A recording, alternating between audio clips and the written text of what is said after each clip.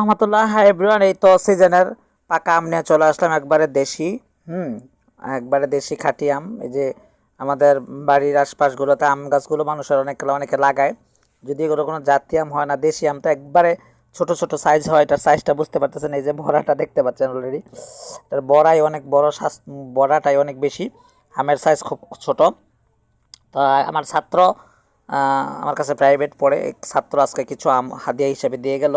ঠিক আছে, তো হাদিয়া হিসেবে দিয়ে গেল, আমগুলো খুব মজাই লাগতেছে। ঠিক আছে,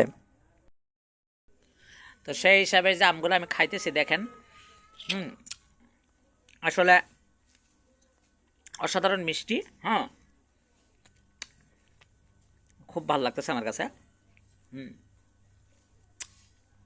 আপনাদের বাড়ির আশেপাশে এরকম অরিজিনাল আম গাছ আছে, এরকম দেশি আম কারা কারা খাইছেন কমেন্ট করে জানাবেন। আমার কাছে খুব মজা লাগতেছে। হুম, আজকের ভিডিওটা এই পর্যন্তই থাকলো। কেমন লাগছে ভিডিওটা অবশ্যই জানাবেন কমেন্টসে।